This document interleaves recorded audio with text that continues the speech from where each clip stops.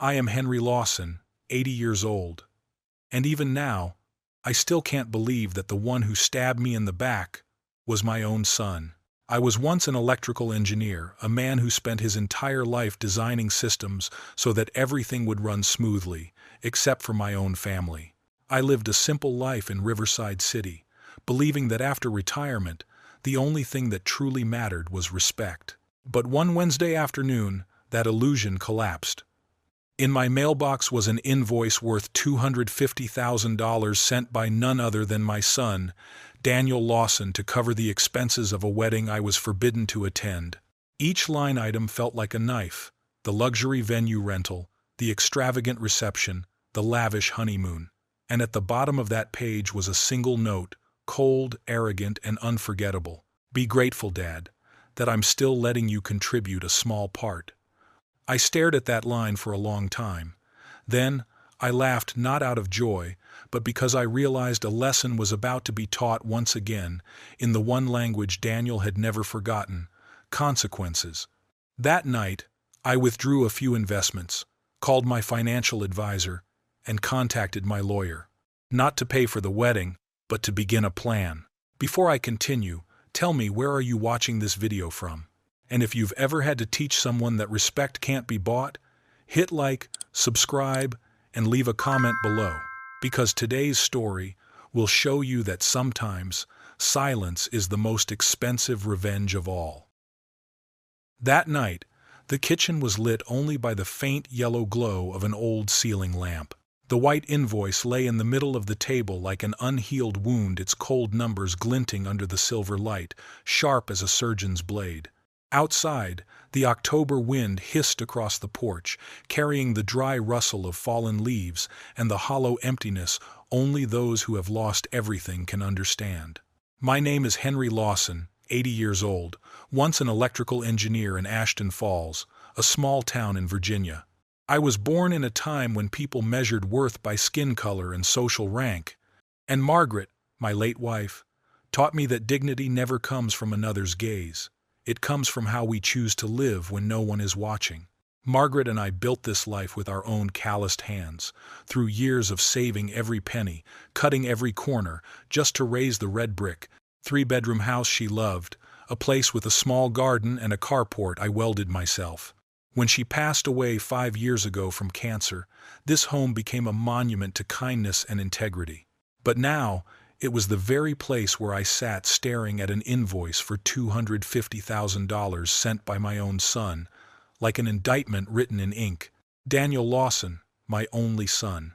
He was once the pride of our family, a brilliant engineering student at Hudson University, the kind who called home every Saturday night to share stories from work and ask if I'd been eating properly. And then he met Vanessa, a woman born into silk and crystal in Riverside City, who spoke softly, smiled politely, and measured human worth by their zip code. At those first dinners, Vanessa always smiled with impeccable grace, but every sentence she spoke was gilded with quiet contempt. She talked about upgrading our lifestyle, about building connections with the right circles, as though people like me were flaws in the perfect portrait she was painting for Daniel's future. I watched my son change, piece by piece, the Swiss watch on his wrist, the Italian leather shoes, even the British pronunciation of the word schedule. And then, one day, he stopped asking me the simplest question of all. "Dad, have you eaten?" The first crack appeared at Margaret's funeral. Daniel wore an expensive tailored suit, while Vanessa whispered in his ear that the ceremony should be short, elegant, and not too emotional. When I suggested the choir sing Margaret's favorite hymn, she cut in. "That might be a bit long for some guests, Henry. We wouldn't want anyone to feel overly sentimental." I stayed silent. Daniel listened to her. 8 months ago, during a Saturday dinner, he announced his engagement. But instead of joy, Vanessa spoke about financial strategies for the wedding, event partnership opportunities, and an influential guest list. It sounded less like a union of hearts and more like a corporate merger, only this time, the shareholder being written out was me. When I asked about inviting family, she smiled softly. We're keeping the ceremony private and refined, meaning we'll limit guests who don't quite fit the aesthetic. I knew exactly what "don't fit the aesthetic" meant. It meant me. Last month, my name disappeared from the guest list. But somehow, Vanessa's yoga instructor and personal shopper both secured seats. I called Daniel, my voice trembling between anger and disbelief. He hesitated, sounding embarrassed. "Dad, not everyone understands how this world works." "Which world, Daniel? The one where you erase your own father from your wedding to gain approval?"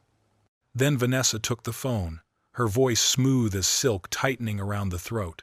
"Henry, we want the wedding to reflect the future, not traces of the past. You understand, don't you?" Each word, "traces of the past," fell like drops of acid. I understood perfectly well. She was talking about me. To her, I was the stain that needed to be erased from their polished canvas. But they miscalculated. They thought that even after being excluded, I would still fund their crystal fantasy. The invoice on the table, down to the lifetime love media package, was proof of their arrogance. But they forgot that this retired electrical engineer spent 40 years understanding how systems work and what happens when you pull out the wrong component.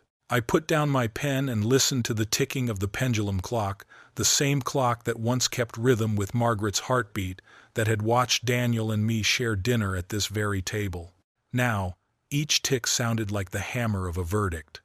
They were about to learn that money and respect always flow in the same direction, and I, Henry Lawson, was about to change the course of both.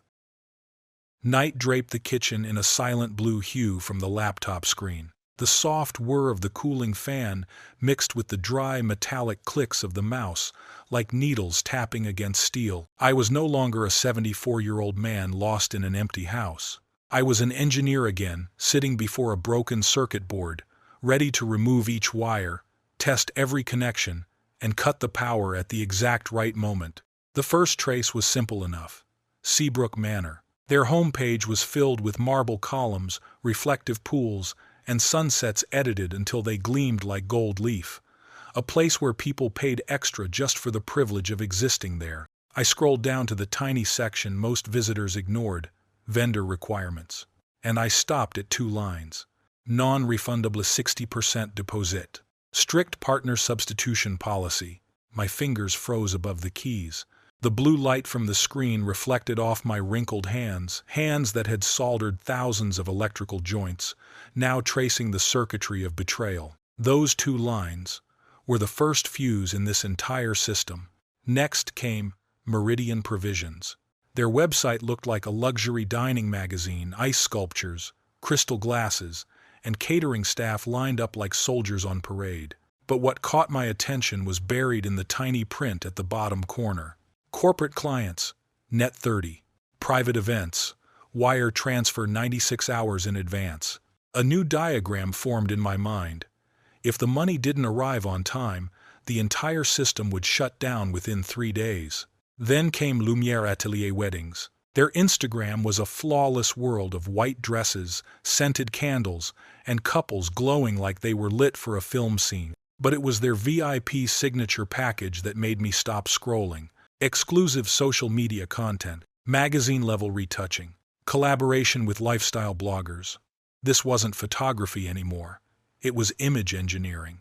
I leaned back in my chair, listening to the slow, steady ticking of the pendulum clock in the living room, like an oscilloscope measuring the pulse of time. The pieces began to align.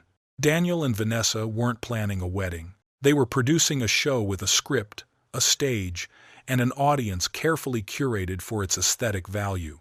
And I, the band spectator, was expected to pay for the performance. The phone vibrated. A message from an unknown number flashed on the screen. "Mr. Lawson, this is Andrew from Meridian Provisions. We're finalizing details for the Lawson-Hale wedding. Please confirm the payment schedule. You're listed as the primary contact. Kindly call back at your convenience."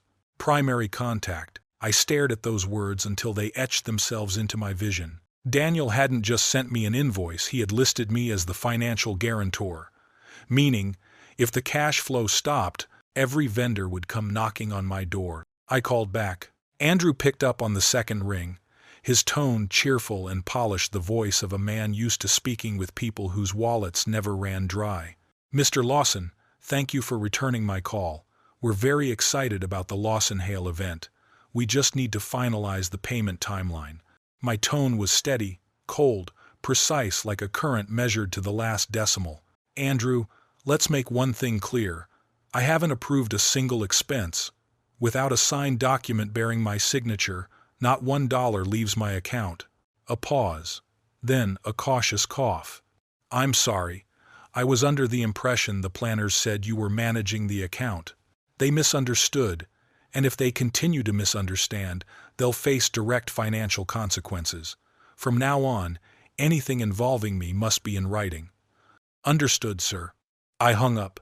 In the kitchen, only the soft hum of the fan and the tick of the pendulum clock remained. Something I hadn't felt in a long time returned control. I had watched Daniel drift away for years, powerless. But now I remembered. Money is a language everyone understands, even my son. I opened a new tab and typed a name I hadn't said in years. Ethan Ward. Back then, the boy ate dinner at our house so often that Margaret embroidered his own napkin. While Daniel went off to corporate seminars, Ethan chose the honest path of light. He opened a small studio called Ward and Light, humble, genuine, capturing real families, small weddings, and the occasional commercial shoot. No glamour, no brand positioning, just photographs that held truth.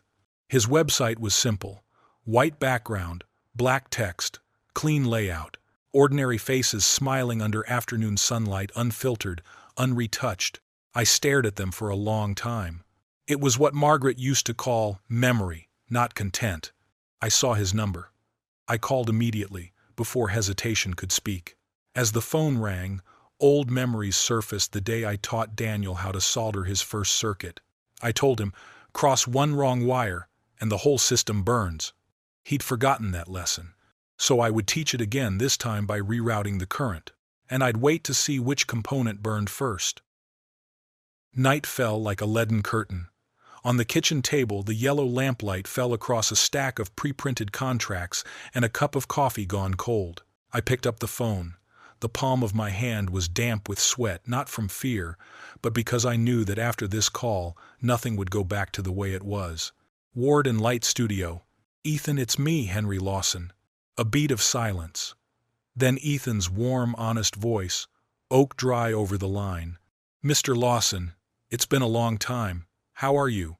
I was just thinking about you last week. I used to be better. Listen, I need your help. It's about Daniel." Ethan exhaled, half regret, half bitterness. I figured as much. A few months ago, Daniel asked me about photographing the wedding. I sent a rate reasonable, not cheap, but not glamorous either. He smiled and said he would pick someone aligned with the vision. Then he disappeared. Those words hit where things were already cracked. Ethan had been like a second son in our house. He ate here so often Margaret embroidered him his own napkin. And yet Daniel, the child we raised together, discarded him because he wasn't expensive enough. "I need eyes and ears, Ethan.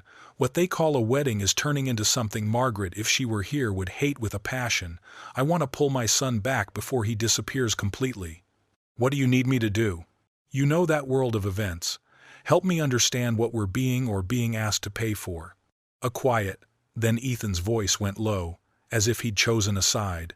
"From what I've heard, this is not a wedding. Vanessa is pitching it as a Riverside City high society debut event. And the photography package thereafter, the VIP, the press-ready one, costs more than most people's cars." My stomach tightened.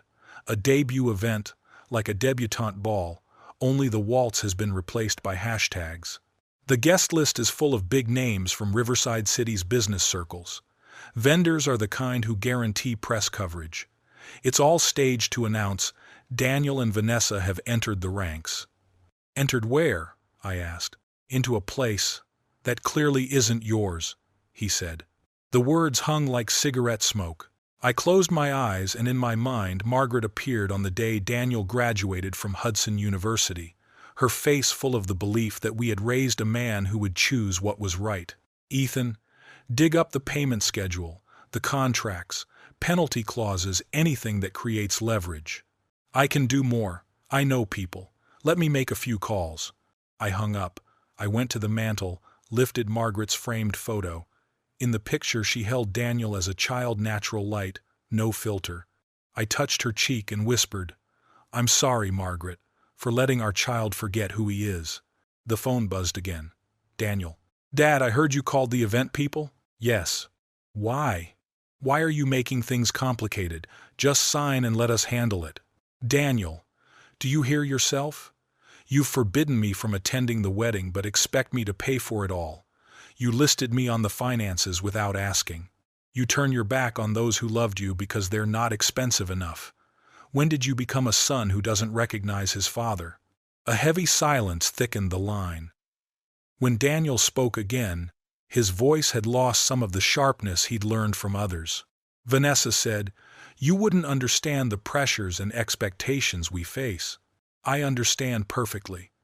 You're trying to buy recognition from people who will never accept you as one of their own, and you're willing to trade away your character and your family for it. It's not that simple. It is that simple, and you're about to learn the difference between funding a dream and funding a delusion." I ended the call before my fatherhood could be exploited again. My hand still trembled, but in my head the circuit was clear. I dialed Caleb Dunn, the financial advisor who had been with us through Margaret's treatments, a man who understands that sometimes money and urgency must be held by a steady hand. "Caleb, Henry Lawson here. I need to open a restricted escrow account. I want to control exactly which payments go out and when." "Is this about the wedding?" "Yes. My son seems to think he can spend my money without permission. I'm going to show him how contracts actually work." Caleb chuckled softly, the laugh of someone who's read too many tragedies written in black ink. "I see this all the time. Children confuse a parent's wallet with a shared asset. What limits do you want? Only pay for electricity, lighting, food insurance, items that keep people safe and fed. Not a penny for decoration, showiness, or media. Sound limits. I'll draft the paperwork this afternoon. You'll have full approval and control of disbursement timing." I hung up. Outside, the October night was still as a breath. Inside, I spread a yellow legal pad and drew arrows and circles like the day I taught Daniel to read a wiring diagram. Every system has a weak point. Strike the right one and the flow changes direction. Daniel and Vanessa had built a castle of cards. Ornate, fragile. I only needed to touch the right card. The wedding was 6 weeks away. That was time enough to teach my son the most important lesson of his life. Love cannot be bought, respect is not inherited, and family is not a premium subscription. The pendulum clock paused for a beat and resumed. I sipped the cold coffee, its bitterness waking me. My private machine of justice had started cold, quiet, precise, and when it ran, the darkness would have to pay the electric bill. The next morning, I called Ethan Ward back. He'd left a voicemail during the night, one that could make any old man's blood pressure spike. "Mr. Lawson, I dug up a few things. This wedding isn't just extravagant, it's being run like a media campaign. Vanessa hired a full-time PR specialist to sell their story to lifestyle magazines. They're calling it a modern love story and have already scheduled synchronized social media releases with a 40-day exclusivity clause. A PR agent for a wedding." I clenched the phone tighter. "What else?" "The venue Seabrook Manor has a 6-month waiting list. They bumped other clients to give them the date, thanks to the Hale family's connections. The reception includes wine pairing, each bottle costs as much as a family's monthly groceries. And they've hired a drone pilot to film a post-wedding documentary. Flying over a residential area without a permit, one complaint could get their license revoked." I closed my eyes and counted slowly to 10. Margaret would have been horrified. To her, a wedding was a vow made before the people who truly loved you, not a movie premiere. "Ethan, find me the payment timeline, deposit deadlines, and late penalties. High-end vendors are strict, miss one payment, and the contract's void, deposit gone." "Good. Strict means honest." I opened my laptop and began drafting a document, one I silently titled The Financial Declaration of Independence. I, Henry Lawson, hereby establish the following conditions for any contribution toward the Lawson-Hale wedding. 1. Every expense must be approved by me in writing, bearing my signature, before commitment. 2. My contribution equals my right to be present as the groom's father. 3. No disbursements for decor, PR, influencers, media placements, publications, video production, drones, or any image optimization activity. 4. Violation of any clause equals immediate suspension of all financial obligations without notice. 5. 3-tier payment process. A. Invoice plus contract. B. Proof of completion. C. My signature. I printed 3 copies and signed them, 1 for the safe, 2 for direct delivery.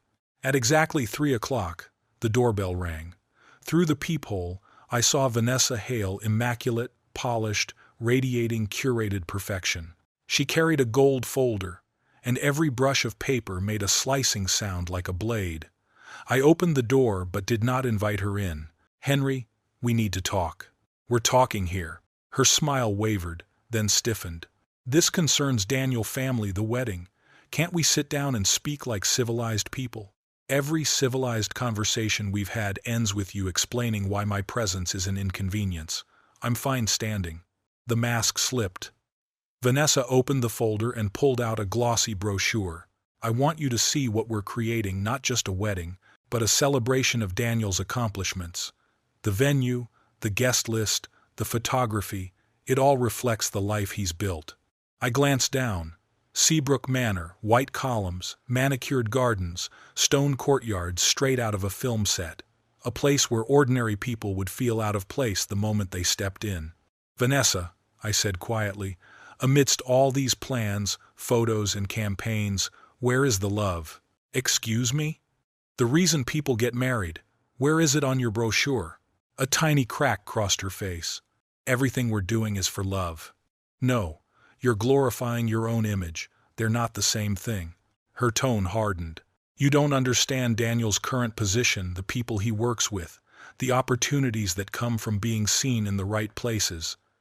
This wedding is about career, future, family." "Family?" I asked. "If family mattered, my name would still be on the guest list." Silence. Then she spoke again, voice lowered but sharp. "We've worked tirelessly to build something beautiful and meaningful. We can't let elements that don't fit ruin the aesthetic." "Elements? You're calling the groom's father an element? You spent 40 years working with your hands, Henry. Our friends are doctors, lawyers, executives. They expect a certain level of refinement." The truth revealed itself. I wasn't excluded for what I did but for who I was. "Let me teach you refinement, Vanessa. Refined people don't exclude the groom's father. Refined people don't send invoices to those banned from attending. And refined people know that love isn't a brand to be managed." "You're impossible," she hissed. "Daniel warned me you'd be difficult. He said you never understood his ambition." "Did he also tell you I mortgaged the house a second time to pay for his education? Sold my truck to cover his mother's hospital bills? Worked 70 hours a week so he could chase that ambition? That's what love looks like without lights or applause." Vanessa slid the brochure back into her case, her voice sharp as the edge of paper. "I came here to include you, but if you insist on making everything about yourself, perhaps it's best you stay home. Perhaps, and my money will stay home with me." Her eyes narrowed. "What did you just say?" I held up my phone, showing an email from Caleb Dunn confirming the restricted escrow account. "Every vendor on your list, no signature, no payment. Your PR, not funded. Your drone, grounds itself." "You can't do this." "I already did. Daniel listed me as the primary financial contact, but the approver, that's me." Vanessa's calm shattered. "You're selfish. Do you know what you're destroying? Relationships, opportunities." "I'm not destroying anything. I'm drawing a boundary. You want to climb the social ladder? Fine. But don't ask the man you excluded to pay for your rungs. Daniel will never forgive you. Maybe not. But he'll respect me. Today, I choose respect over forgiveness." She turned sharply, her heels striking the concrete steps, clack, clack, clack like a countdown clock. Moments later, my phone rang again. Daniel, his voice tight, strung like a violin string. "Dad, what did you say to Vanessa? She's furious." I told her the truth. Love doesn't need a PR campaign. She just wanted to make it special. No, Vanessa wants to make herself special. What worries me is that you can't tell the difference. Dad, you're making everything so hard. We just wanted you to be part of something beautiful. You invited my wallet, Daniel, not me. The problem isn't the wedding, it's how you value the things that matter. Dad, I'm stuck between you and Vanessa. I love you both. Then prove it. Treat me not as an ATM, but as the man who raised you. What do you want from me? To remember who you are, not who Vanessa wants you to be, but who your mother and I raised you to be. I need time to think. Good. Adults think before they act. I sat at the table, staring at the financial declaration. Each copy would be sent to every vendor, making it clear that the flow of money now came with conditions and consequences. That evening, Ethan called back. "Mr. Lawson, Meridian Provisions is getting nervous about the timeline. It's a complicated event. They need another week to prep. But Seabrook Manor won't hold exclusivity unless they receive full payment by Thursday, 6 p.m. If your escrow freezes the funds, they'll have to cut the menu." Good. Maybe this time my son will eat something real instead of something staged. And Lumiere Atelier Weddings isn't just doing photos. They're producing content for Vanessa's personal brand launch, her blog, Elevated Living. Basically, the wedding is a marketing campaign. I pressed my fingers to my temple, feeling the ache rise.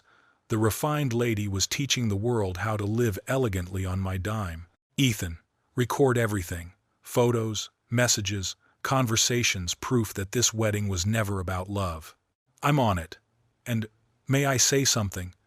Margaret would be proud of you, because at last, you're standing up for what's right. I lifted Margaret's photo. In the amber light, her smile seemed to already know this day would come and that I'd do what was right. I'm trying, Margaret. I'm trying to save our son from becoming someone we wouldn't recognize. Outside, Riverside City was sinking into night. Inside, I adjusted the circuit breaker. The wedding was 6 weeks away. And with every day Daniel hesitated between integrity and borrowed ambition, the price of this lesson grew higher. Thursday morning brought no Sunday. Only the shrill ring of the phone tearing through the kitchen and the throat-clogging smell of bitter coffee. Each vibration felt like a fire alarm in a building that had been leaking electricity for far too long. On the line was Daniel, his trained voice, polished to the point of lifelessness. "Dad, I've thought it through. We can compromise, cut the drone, reduce the flowers. But we have to keep the full packages from Meridian Provisions and Lumiere Atelier. That's an investment in the future." I set the cup down very gently and wiped the rim dry. Since when did food become an investment? Since when did wedding photos become a business strategy? You don't understand my world. Image determines everything. The people who can advance my career will be there. And what impression do you intend to make? That you borrow money you can't repay to impress people who don't even know you? A long silence. Then the defenses clicked on. I can repay it. I'm up for a promotion next month, and Vanessa's salary is going up. We'll handle it. You're counting your chickens before they hatch. Dad, just sign. For me. For Mom's memory. For family. Dragging Margaret into it felt like a slap of ice. Don't invoke your mother. She believed in living within your means and respecting family, not erasing your father to please strangers. Mom would want me to succeed. Mom would want you to be decent. Those are not the same thing. An hour later, Vanessa showed up, no warning, no small talk. Henry, the vendors are calling non-stop. This is embarrassing. Embarrassing for whom? For everyone. Do you want people to think Daniel's family can't afford this? We can afford principles. We can't afford illusions. She thrust her phone toward me, screen packed with messages, flowers, photography, coordination, all demanding confirmation. Her perfume was thin as a ribbon tightening around the throat. You're creating chaos. No, I'm creating accountability. Businesses run on cash flow. They need to know who approves payment.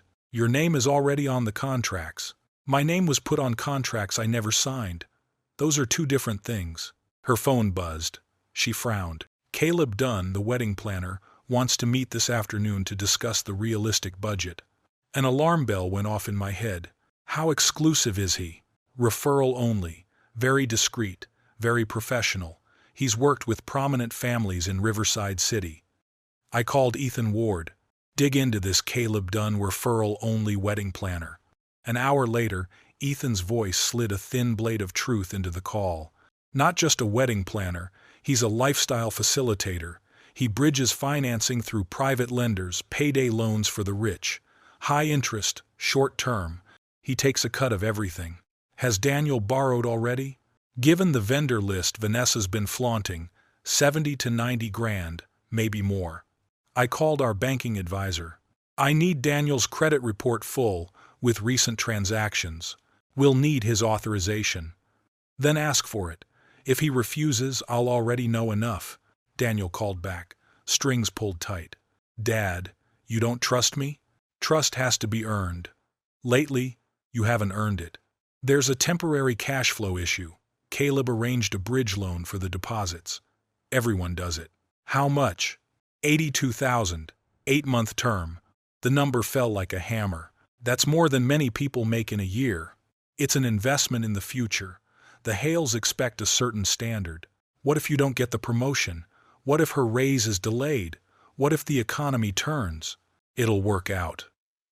Famous last words before bankruptcy.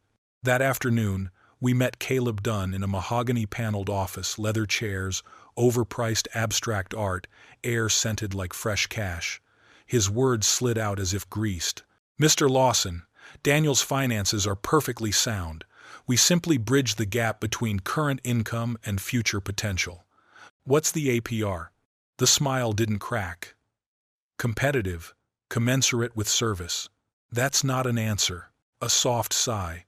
18% April, 2% early termination fee, late payments, daily compounding penalties.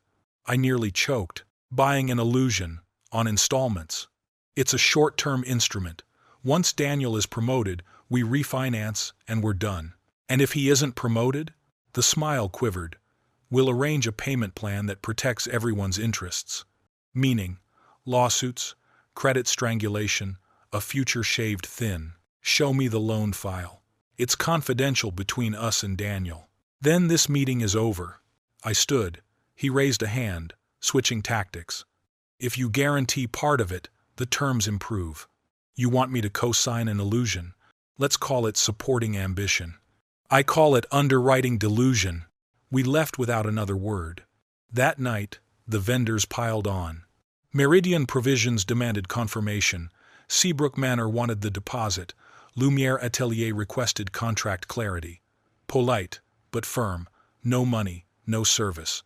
I replied with one message for all. Send invoices to my restricted escrow. Provide all 3 documents, original invoice plus proof of completion, plus my signature, and you'll be paid within 24 hours. Before that, emails only. By Friday, the pressure mounted. Vanessa called twice. Daniel called 3 times. Caleb Dunn left 2 voicemails. The script repeated, pleading, reasoning, bargaining threats. You're sabotaging my wedding. I'm teaching you about consequences. Vanessa's parents are asking if we can manage this. Can you, without me? We can manage, if we have you. That's not called managing. That evening, Ethan reported, Seabrook Manor is drawing up a contingency plan. If full payment isn't received by Thursday at 18, they'll pull the date and the deposit is forfeited. Another event is ready to take the slot. Good. Real life runs on real deadlines. Friday morning, Daniel's voice cracked. Dad, I'm begging you, just this once, save me, I swear I'll pay it back. Just this once has repeated all your life. Tuition, the truck, the apartment deposit, your mother's hospital bills. When does just this once end? This time is different. Different how?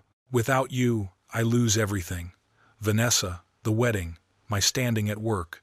Maybe losing it isn't the worst thing. Maybe it's the only way you'll find out who you are. A thick silence settled. I never thought my own father would abandon me. I'm not abandoning you. I'm refusing to rescue you from contracts you signed without asking me. There's a difference. Then what am I supposed to do? Be honest with Vanessa. Scale the wedding to what you can actually afford. Stop buying impressions. If she walks, you'll have your answer. Class. Right after, Caleb Dunn called again, the glossy veneer now scuffed. Mr. Lawson, the vendors are threatening to pull out. Then Daniel has to decide. You're pressuring a young couple with financial leverage that's unfair. You extended a loan he can't afford for a wedding beyond his means, and you're lecturing me about fairness? We're making dreams come true. You sell illusions with borrowed money. When the bill comes due, you disappear with the fees. He's left with the debt. We could arrange a payment plan. Here's my plan. Cancel the loan, shrink the wedding, live within your means, and you find another client. I called my attorney. Draft a letter. Any obligations incurred without my written authorization are null and void as to me. Send it to all vendors. On one side, Daniel, Vanessa, Caleb Dunn, clinging to a vision of success purchased with debt, with the father cropped out of the frame. On the other, me, with principles and financial discipline. The wedding was 5 weeks away. Sooner or later, something would have to break. I only hoped that when it did, my son would land on solid ground, not on the card castle he was busy building. Tuesday morning was pale as a blank invoice. The phone rang endlessly. On the screen, the number glared. 72 hours. The bitter smell of coffee thickened the air. The wall clock ticked sharply, like a gavel striking judgment. On the line was Caleb Dunn, his voice stripped of its polished professionalism. Mr. Lawson, we have a serious problem.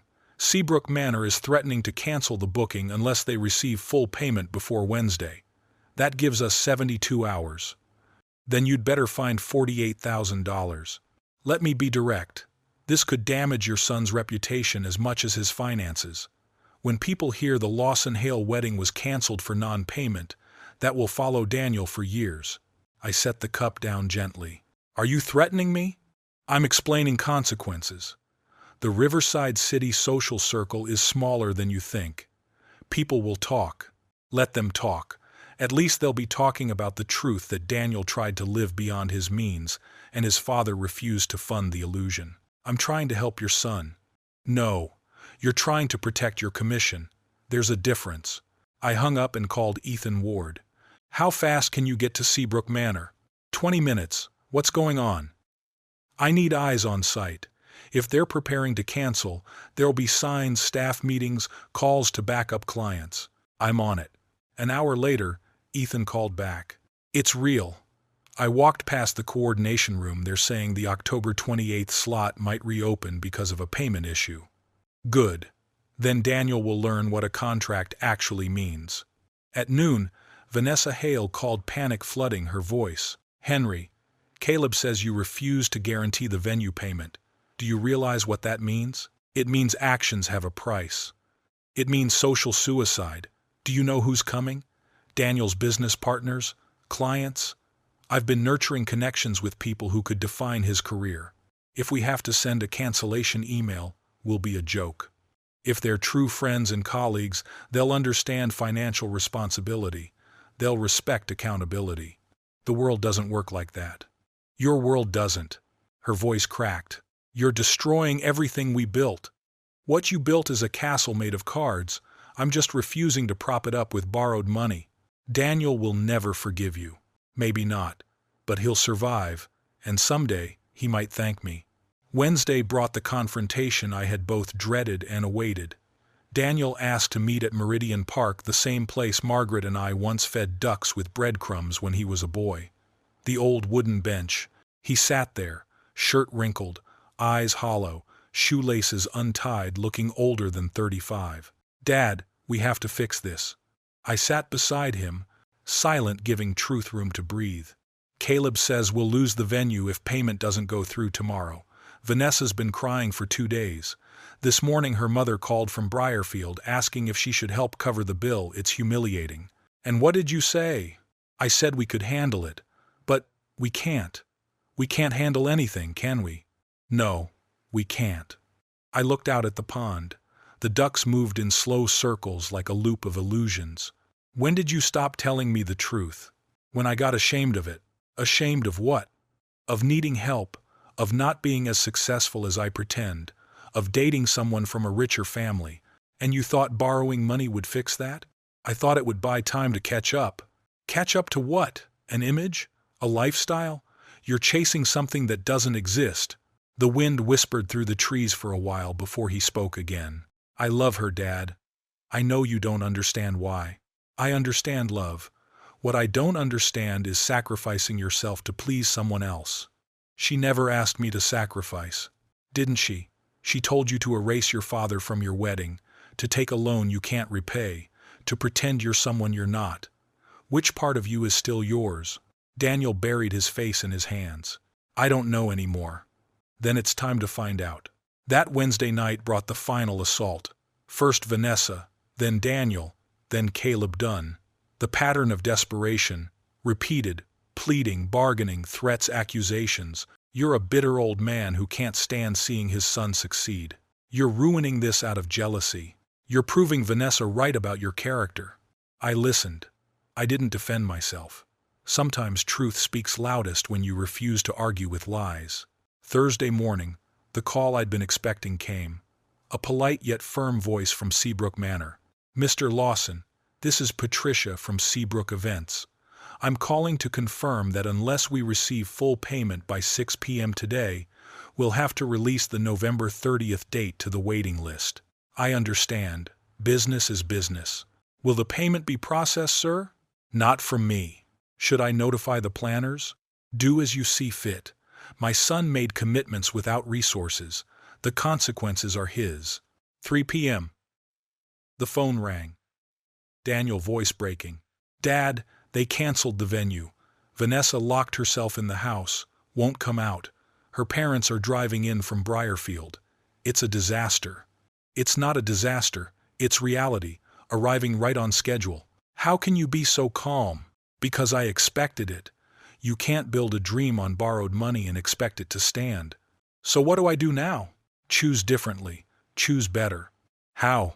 First, cancel the loan before that 18% APR and late fees shred your credit.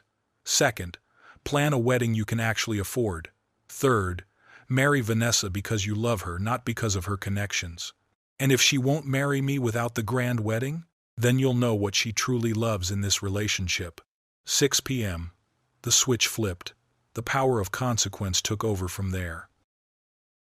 The morning was dull and pale, the color of a printed bank statement. The phone buzzed 3 short times. Ethan Ward's name appeared on the screen, along with a photo hastily taken through a glass window. Mr. Lawson, something's up. Vanessa is meeting with a real estate agent. For what purpose? High-rise apartment in the city center, the expensive kind. She walked into Crestline Realty yesterday. My cousin works there as a loan officer. A pre-approval file for 100 days, assuming a household income of $400,000 a year. Daniel doesn't earn anywhere near that. No, but Daniel plus a wealthy father-in-law could. The pieces locked together in a way that made my stomach tighten. The wedding wasn't the goal. It was the down payment on a lifestyle I'd be expected to finance. I called Daniel immediately. Son, come see me. Now. Dad, I can't take another financial lecture. It's not about finance, it's about Vanessa's real plan. 15 minutes later, he stood in the kitchen. I laid the photos Ethan had taken in front of him, Vanessa shaking hands with an agent, stepping into the glass elevator at Crestline Realty, touring apartments with city views priced at twice the average annual income. I don't understand. Your fiancé is shopping for a lifestyle and expects me to fund it. The wedding isn't the end of financial expectations, it's the beginning. Daniel stared at the photos for a long time. When he finally looked up, his eyes carried a pain I hadn't seen in years. You think she planned all this from the start? I think she saw a young man with family money and chose her strategy accordingly. That's a terrible thing to say about someone. It's more terrible to do it to someone. He turned to the window, gazing out at Margaret's garden. When he turned back, his face bore the exhaustion of someone realizing the weight he carried wasn't his own. What if you're right? What if what I thought was love was really manipulation? Then you'll have learned a priceless lesson before it's too late, and if I'm wrong, Vanessa will prove it by staying even when the money's gone. Friday brought the test no one wanted but everyone needed. Daniel called to deliver the truth.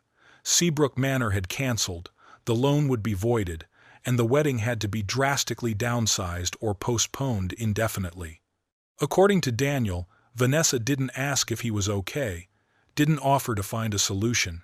Her first words were, "Can your father's escrow still cover a smaller venue?" When Daniel said no, she replied, "Then we should postpone until we can do it properly." Meaning expensively, I said. I told her if it's love, size doesn't matter. A courthouse with 2 witnesses is still meaningful. Anyone. And she said? She said marriage is a social position. Sunday morning, Daniel arrived holding a manila folder, looking like a man who hadn't slept but had made a decision. "Dad, look at this."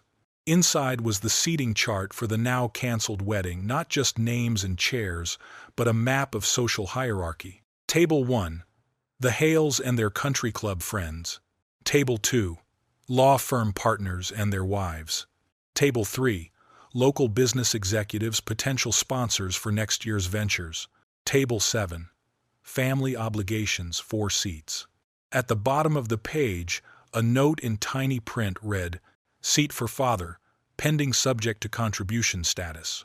"Daniel, look at table 7. His expression shifted, confusion, realization, brutal clarity. "She hadn't decided whether to let you come unless you paid, had she?" "It looks that way. So on about was in Targan in the commie." "Son, don't apologize to me. Apologize to yourself for ever accepting that treatment." I saw the original Daniel again without the mask Vanessa had taught him to wear. "So what will you do?" "Decide who I want to be. With or without Vanessa. With or without debt. It'll hurt, but growing up always does." That afternoon, Daniel went to meet Vanessa for the most important conversation of his life. 3 days of silence followed. Then he called, voice lighter than I'd heard in months. "Dad, we're taking a break." She went back to Briarfield to think. The wedding's postponed indefinitely. "How do you feel?" "Relieved, scared, grateful, like I can finally breathe again." "And the debt?" "Caleb Dunn converted it into a personal loan under easier terms. 2 years. I'll pay it off myself. No one else gets dragged in." "Daniel, I'm proud of you." "For making a mess?" "For cleaning it up before it became permanent." Peace lasted exactly 72 hours. Then Ethan called again, his voice tight, like a wrench turning on the last bolt. "Mr. Lawson, about that LLC I mentioned. I found the file. Elevated Living Concepts LLC, filed 8 months ago right after the engagement announcement. Type of business? On paper, lifestyle consulting. But the money trail tells another story. Irregular deposits, luxury store payments, ACH transfers that don't match any legitimate pattern. Speak plainly. Vanessa's been using the LLC to hide personal spending from Daniel jewelry, furniture, designer goods, all through the company. How much? At least $50,000 over 8 months, probably more. I called Tom Harrison, my attorney. "Tom, pull the corporate records for Elevated Living Concepts LLC ownership, registration address, everything." 3 hours later. "Henry, the LLC is filed under Vanessa's SSN. The address is a virtual mailbox in Riverside City, the kind used to hide real locations." I called Daniel in and placed the file on the table. "Did you know Vanessa founded a company 8 months ago?" "A company?" "Vanessa works for a non-profit. According to the documents, she runs a business, and it's processed at least $40,000 since January." "Impossible. I manage our joint account." "When was the last time you checked the statements yourself?" "Vanessa monitors it daily. She knows the details better than I do." "Log in, right now." The blue glow from the screen split his face in half. "Dad, there are large withdrawals I didn't authorize. 5,000 in August, 8,000 in September. Vanessa approved them." "For what?" "The descriptions say wedding expenses. But I never signed off on anything that big." "How much should be left in that account?" "32,000 my bonus plus her contribution. Now, only 4. The silence grew heavy as lead. Outside, the world carried on as usual. Inside, my son stared at receipts with his name printed above someone else's choices. We need to know where the money went. There must be some mistake. Vanessa wouldn't. People do unimaginable things when their desires outweigh their conscience. The bank sent the detailed statement. The lines appeared. Multiple ATM withdrawals, ACH transfers to Elevated Living Concepts, LLC. Then, my phone rang again, Ethan's urgent voice. I know where Vanessa's money went. My friend at Maison Armand downtown says she's a regular jewelry, watches, accessories all paid in cash. Estimated over 40 grand since spring, purchased under the LLC name for business development.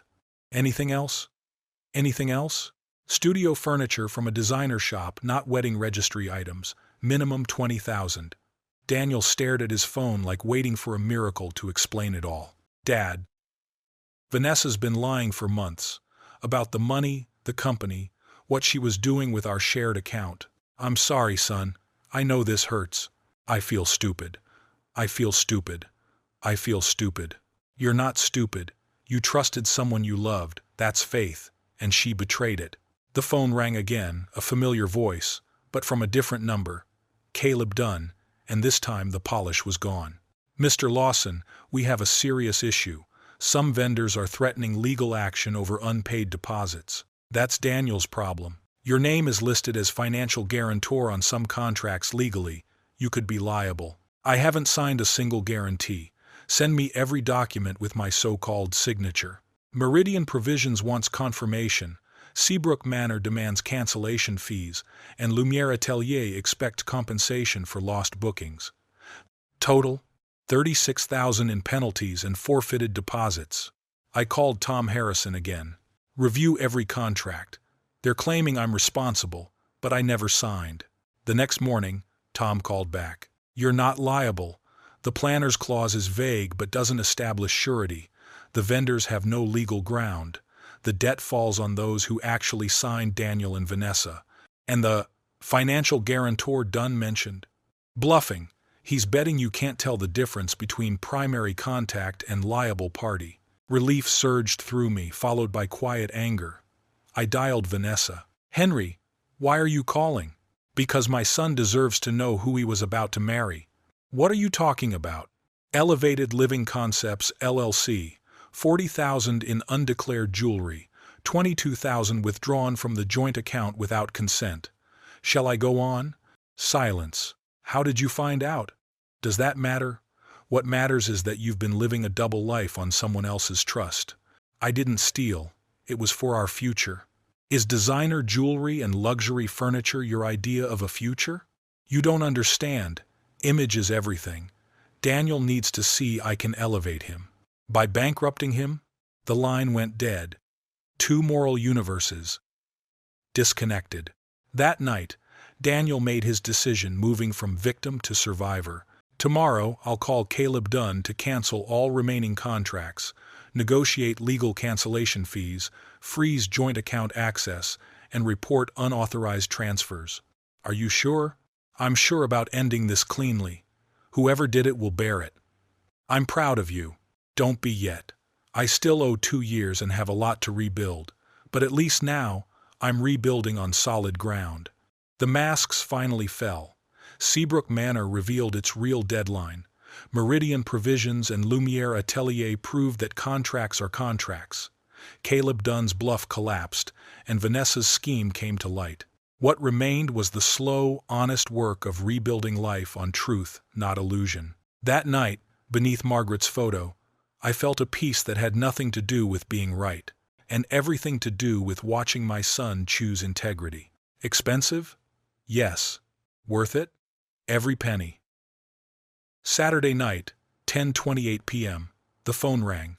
Daniel's voice was tired, but there was a new hardness in it. Dad, Vanessa's back from Briarfield. She wants to go ahead with the wedding. I folded the morning paper. What wedding? You've canceled everything. She says she's found a new source of money. Her parents will pay if we scale it down. She's already booked a venue for this Sunday. What did you say? I said I needed to think. She's acting like the money issues never happened, as if the hidden accounts were just misunderstandings. What do you want to do? I want to see who she is under pressure, real change or just better concealment. That's risky, Daniel. I need to be sure before I commit my whole life. An hour later, Vanessa Hale called me directly, her voice bright in that insurance sales sort of way. Henry, I'm inviting you to our wedding this Sunday. We've had some misunderstandings, but Daniel and I want a fresh start. Which venue? A sweet little place in Fairview, cozy, within budget, just family and close friends. Where do I stand in this plan? You're Daniel's father. Of course you're on the list. Something in her tone set off every alarm in me. Straight question. Do you actually want me there? A pause one beat too long. Family is very important to us. That's not an answer. Of course we want you there. I called Ethan Ward immediately. Check wedding venues in Fairview for Saturday. Your gut? Vanessa's still playing the game, she's just changing the rules. 2 hours later, Ethan called back. No bookings under Hale or Lawson. I scanned them all. Either she's lying, or this isn't a wedding. Late that night, Daniel stopped by, more agitated than I'd ever seen him. Something's off. Vanessa keeps changing details. Outdoors, indoors, maybe at her parents' house in Briarfield. Any contracts? Vendor confirmations? She says her parents are handling it directly, and she doesn't want me worried about details. That's not reassuring. That's alarming. Saturday, 11:46 p.m. Vanessa called again. This time the mask was gone. Tomorrow's plan has changed. We're doing a private ceremony. Just me, Daniel, my parents, and the officiant. Does Daniel know? He's fine with it. We want to avoid outside factors. I am the groom's father. Henry, you've made your views on this relationship very clear. We don't want negative energy. I dialed Daniel immediately. Dad, Vanessa said you weren't feeling well and couldn't come. Funny. She just told me you two were having a private ceremony. Waited silence. She lied to both of us. Yeah. What should I do? Whatever you do, keep your eyes open. Sunday, 10:20 a.m. I drove to Willowcrest Conservatory, a small greenhouse in Maple Harbor, outside the search radius that would have shown up for Fairview. I found it by following a string of white balloons and Vanessa's Instagram stories. The balloons rasped against one another. Noon sun lashed through the glass, bright enough to show dust motes. It felt like the moment before a curtain rises. Across the street I saw a small catering van, a flower van, and a photographer who wasn't from Lumiere Atelier. A makeshift ceremony, cheap, rushed. 10:50. Daniel arrived, tie a half centimeter askew, eyes bruised with fatigue, standing in the parking lot 5 full minutes before going in. I crossed the street, walked straight through the door as if I belonged. Inside, white plastic chairs scuffed with scratches, an arch cinched together with zip ties, a microphone giving a low feedback check one. About 50 guests. I knew no one except Mr. and Mrs. Hale. Vanessa wore a pretty white dress, but the drape looked inexpensive. Her lipstick had smudged at the rim of a glass. When she saw me, her face flickered. Surprise, anger, calculation, a strained smile. Henry, what a sweet surprise. I thought you weren't feeling well. I'm fine. I'm here to congratulate my son on his wedding. I'm not sure we have a seat for you. The list was finalized based on your regrets. I didn't regret. I'll stand. Mrs. Hale approached, polite, weaponized grace. Mr. Lawson, so nice to see you, but there's a small misunderstanding about today. No misunderstanding. My son is getting married. I'm here to witness it. We calculated the head count carefully. Then you should have calculated for the groom's father. Mr. Hale joined us. Handshake like a man used to solving problems with quiet authority. Perhaps we can step outside and discuss this properly. I am being perfectly proper attending my own son's wedding. This event is built on certain agreements about family participation. Agreements that exclude a father? Guests began to glance over. Vanessa flushed. Henry, you're making a scene. I'm turning on the lights. You told Daniel I refused to come. You told me he wanted a private ceremony.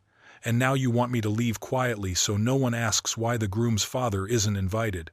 Right then, Daniel appeared. drawn by the noise. When he saw me, his face lit with relief, confusion, and gratitude. "Dad, what are you doing here? I came to your wedding, but Vanessa said I couldn't." "Vanessa has said a lot of things that aren't true." He turned to Vanessa and her parents.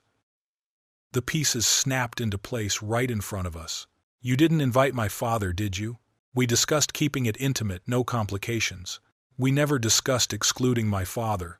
You said he was being difficult about money. Being careful with money isn't difficult, and it's not a reason to erase a father from his son's wedding." Vanessa's mask shattered. "Daniel, you have to choose. Do this my way with the people who support us, or don't get married." The air crackled. "Vanessa, he's my father. If you don't accept him, you don't accept me." "Don't be ridiculous. These are standards." "Standards or a mask?" "Our standards, our life we're building. A life that cuts out my family isn't a life I want." Vanessa dropped the pretense entirely. "Your family is embarrassing. Your father is just a maintenance man who doesn't understand how the world works. My friends are doctors, lawyers, executives. They expect refinement. My father is a retired electrical engineer, the man who put me through school. And he's the kindest man I know. Kindness won't get you into the right rooms." "Then maybe I'm in the wrong room." Daniel turned to the guests, his voice carrying across the space. "Thank you all for coming. I'm sorry, but there won't be a wedding today. Vanessa and I have a fundamental disagreement about what marriage means. Better to stop now than to make vows we won't keep." Silence thickened. Mrs. Hale made a sound halfway between a gasp and a sob. Mr. Hale froze, calculating the social cost of a public fall. Vanessa hissed through her teeth. "You'll regret this. You're throwing away everything for a man who couldn't even pay for your wedding." "No," Daniel said calmly. "I'm throwing away an illusion to choose a relationship with people who actually love me." He held out his hand to me. "Dad, lunch? I'm suddenly free all day." Behind us, Vanessa's voice came over the mic. "Due to a family situation, today's ceremony is postponed." Even in retreat, she tried to direct the story. Out in the parking lot, Daniel looked back at Willowcrest Conservatory, where guests were starting to trickle out.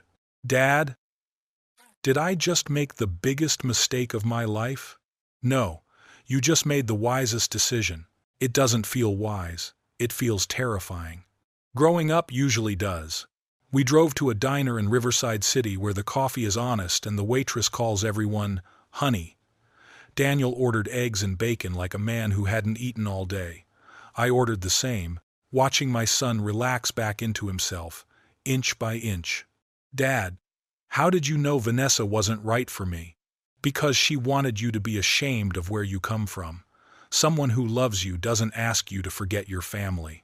"What if I never find someone who loves me as I am?" "Then you'll be alone, and that is infinitely better than being with someone who only loves the image they built."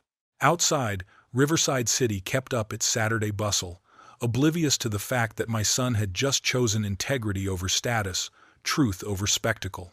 A wedding that was supposed to cost $250,000 ended up costing exactly the price of 2 breakfasts, and the courage to say no. Cheap, and worth every bit.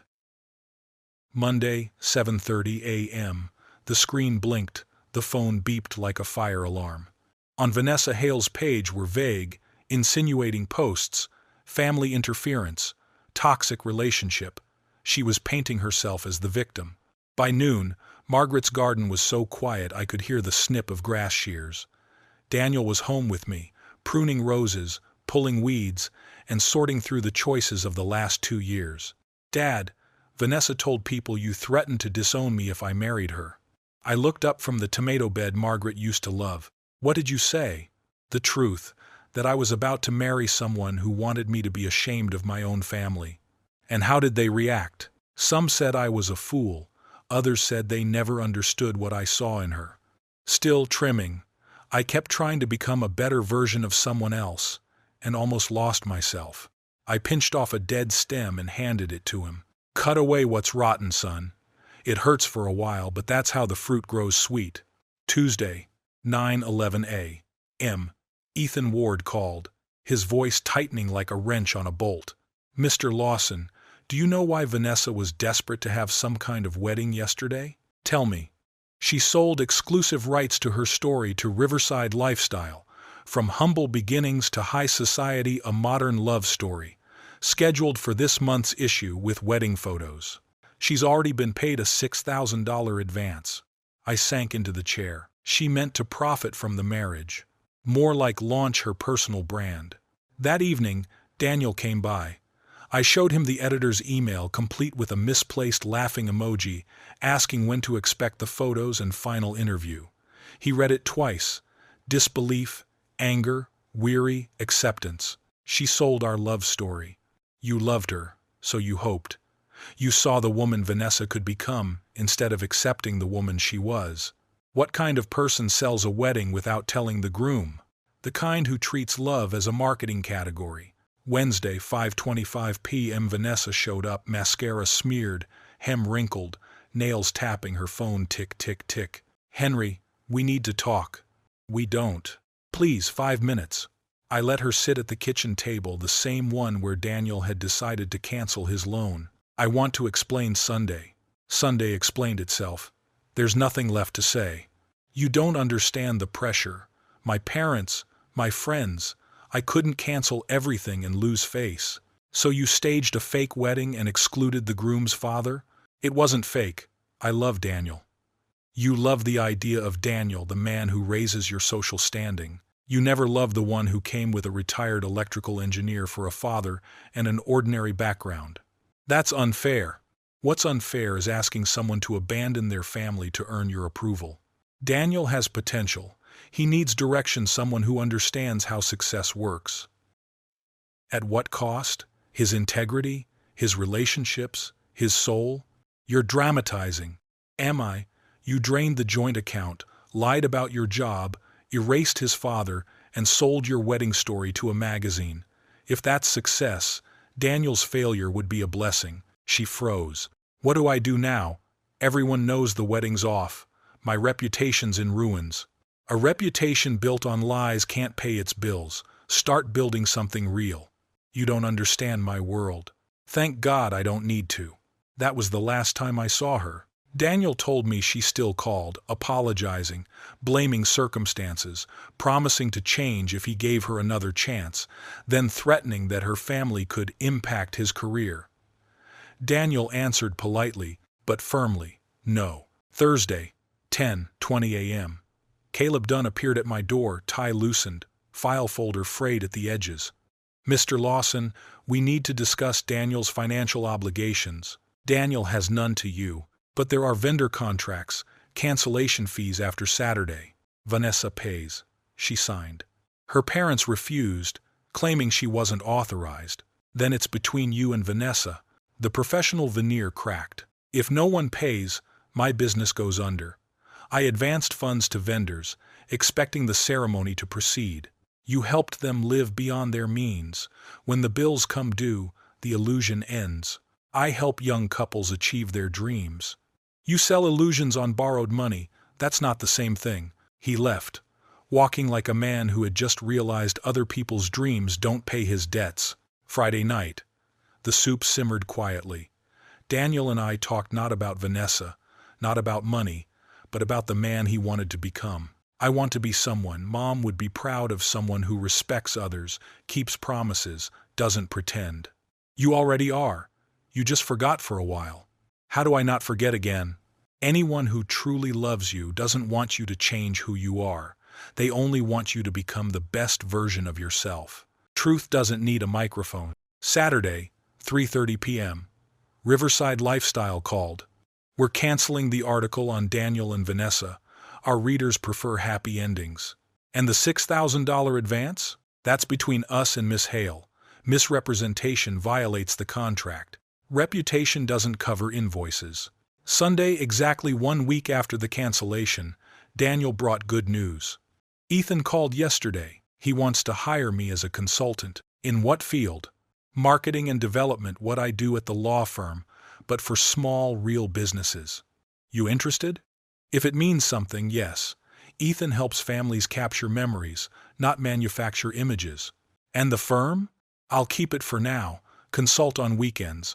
I want to build something I can be proud of, not perform in something hollow. That afternoon, father and son went to Margaret's grave, Daniel's first visit since the funeral. He knelt, eyes wet. "Mom, I'm sorry I lost my way. I forgot what you and Dad taught me." I placed a hand on his shoulder. "She knows, and she's proud. Sometimes, silence is a blessing." Sunday night, October slid into November. We cooked dinner in the same kitchen where everything began with a $250,000 wedding estimate. "Dad, can I ask something?" "Always. Do you think I'll ever meet someone who loves me for who I am?" "I think you already know someone like that." "Who?" "You. Every healthy relationship starts there." The kitchen glowed gold, the scent of sautéed onions mingled with soup. I felt Margaret's presence not as grief, but as wholeness. We had raised a good man. He had only lost his way for a while, and now he was back to what mattered. The wedding that almost cost $190,000 ended up buying something far rarer and cheaper. The illusions that once blocked Daniel from being himself. As Margaret would have said, worth every cent. The lesson that remained: love cannot be sold. Status cannot be borrowed. Family cannot be upgraded. Daniel is free now to build a life on truth, not appearance. And I am free to be proud of the man he's becoming, instead of worrying about the mask he used to wear. The best ending to the worst beginning. Monday, 6:05 p.m. The kitchen clock ticked softly. The kettle hummed low. The scent of sautéed onions and butter mingled with the faint ring of a phone that had long stopped ringing. 3 months after the canceled wedding, Daniel and I had built a new ritual. Monday dinners, just father and son, cooking the dishes Margaret once taught us, talking about everything except what we'd lost. Tonight's menu was beef stew with thick gravy and mashed potatoes dusted with black pepper. Daniel slipped off his watch, rolled up his sleeves, his quiet signal of readiness. "Dad," I returned the engagement ring. He told me the store had a strict no-return policy, but the manager, oddly sympathetic, refunded 60%. I thought I'd feel sad, but I only felt lighter, like I was giving back something that was never really mine. "Why's that?" That ring represented the version of me who was refined enough, worthy enough for Vanessa's world. Once I stopped wanting to be that man, the ring lost all meaning. The manager had placed it on a velvet tray. The metal gleamed cold under the light, beautiful but lifeless. Tuesday, 9:20 a.m. The financial cleanup phase dry, decisive. Elevated Living Concepts LLC was dissolved, Vanessa's signature required. Daniel said she signed without a word, as if the company had only been a convenient shell for spending. She kept all the jewelry. "Do you resent that?" For a week. Then I realized I was angry about being lied to, not about losing a few overpriced pieces. Keeping them probably hurts her more. "Why's that?" "Because every time she wears them, the metal will touch her skin like a wax seal on a lie." Daniel also restructured his debt with a real financial advisor, the man who replaced Caleb Dunn.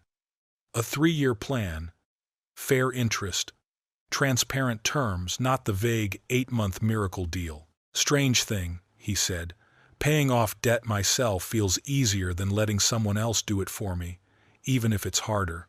That's called dignity. Is dignity always expensive, Dad? Only when it's worth it. Sunday, 9:15 a.m.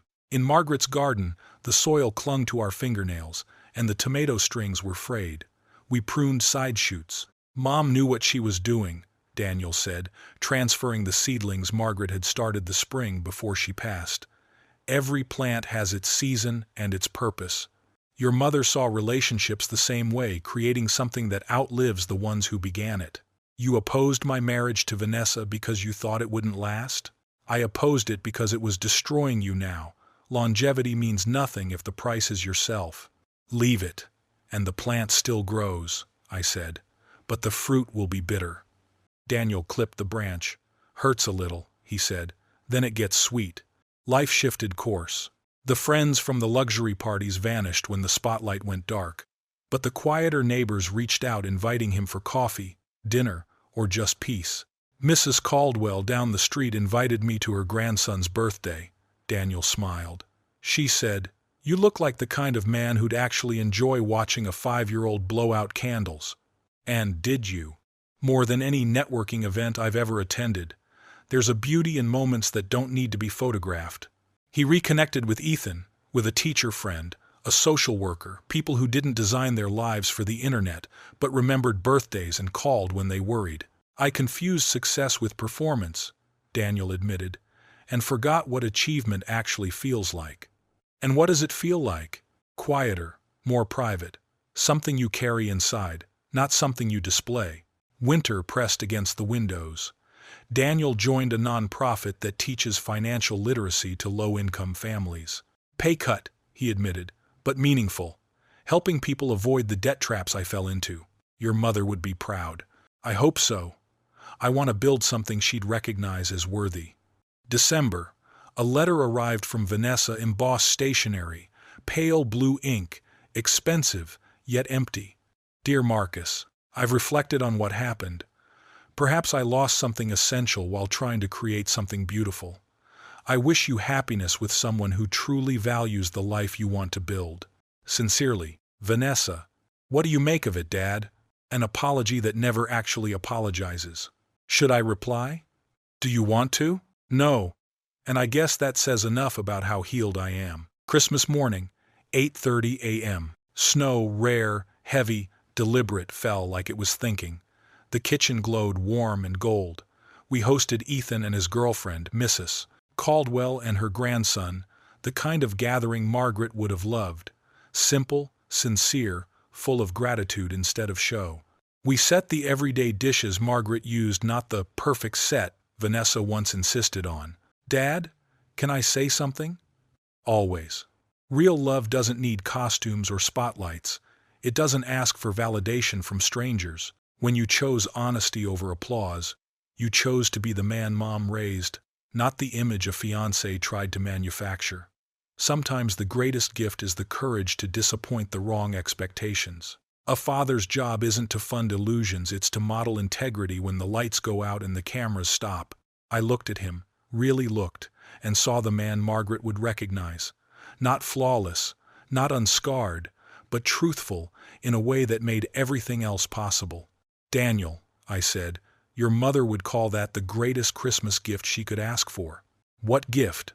Seeing her son choose love over leverage, authenticity over appearance, family over fashion. Guests arrived. Laughter unrehearsed, genuine filled the house. I realized Daniel's most expensive education had become his most valuable one. He learned the difference between what costs money and what matters, between impressing others and honoring truth, between conditional love and committed love. The Riverside Lifestyle article that nearly existed no longer mattered. The ring was returned. Elevated Living Concepts LLC was closed. The illusions were cut away. What remained were real people and a real life. In the end, as Margaret would say, what once sparkled in photos won't warm you like the kitchen light. Love can't be sold. Status can't be borrowed. Family can't be upgraded. The wedding that never happened taught us what no ceremony could. The best relationships are built on truth, sustained by respect, and celebrated by those who love you exactly as you are. Cheaper than $250,000, worth more than every jewel in Riverside City. When the spotlight fades, what remains isn't applause. It's truth. The story of Henry and Daniel Lawson reminds us that no gift is greater than finding your true self. When love stops performing and starts being present, when dignity stops being a luxury and becomes the foundation of an honest life. If this story touched you, remember sometimes the greatest gift isn't what you receive, but the truth you dare to face. Because only by being honest with yourself can you ever be free enough to love and be loved for real. Share this story with someone who needs to hear about the power of truth. And don't forget to like, subscribe to Worthy Revenge, and turn on notifications for more stories where justice, love, and integrity always find their voice. Because sometimes, giving back the illusion is the only way to reclaim the truth.